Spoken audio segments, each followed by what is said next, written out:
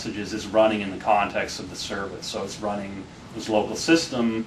So if a message isn't handled correctly or not handled at all, it might actually result in code executing in the context of local system instead of the context of the user. So that was a big hole that existed prior to Vista. And it was really a hole that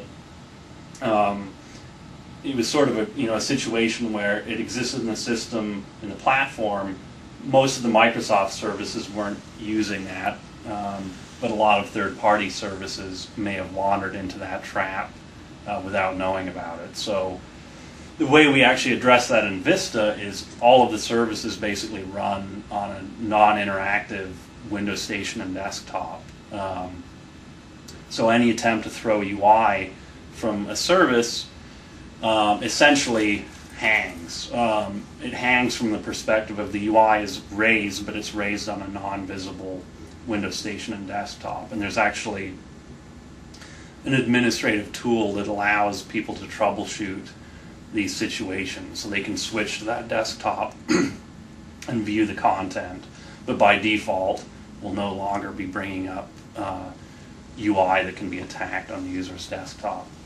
So that was a really great change to make for Vista. There were some other more subtle changes around security that we've made. So for example, when you opt into any of this framework here, one thing that we do is we will ACL your process object to the service SID.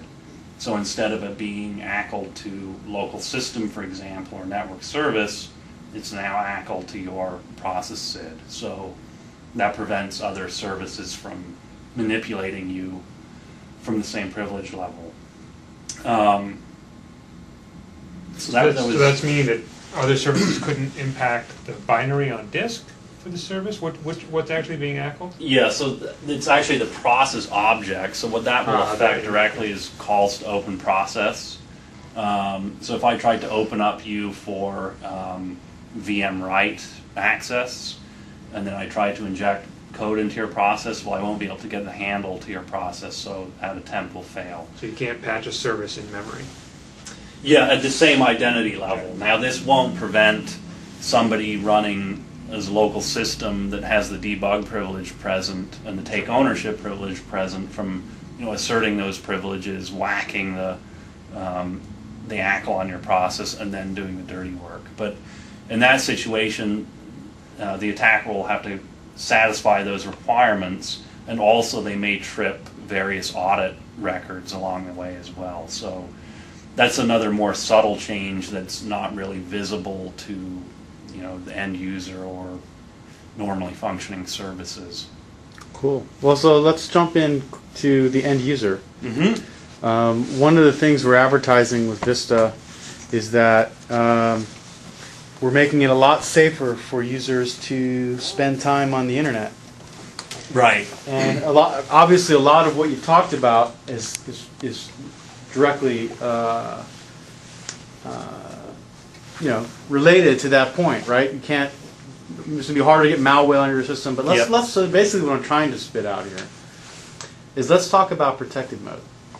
Protected mode, IE, yes. But that's taking advantage, of course, of UAC, which we haven't really touched on yet. Yeah. So when I think about that onion that I referred to earlier, Yes. I'll just kind of draw the onion. At least this is how I think about it.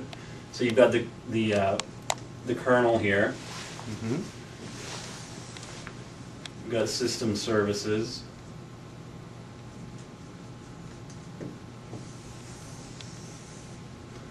And then you've got maybe administrative programs. And these are programs that are running as administrator. You've elevated to administrator. Mm-hmm. And then you've got UAC, standard user. And then there's a final sort of layer here, which I'll just call low rights programs. So this is what we've got. This is the situation we've got in Vista. And actually, I'm going to go ahead and erase this, and I'll just show you what it looked like before Vista.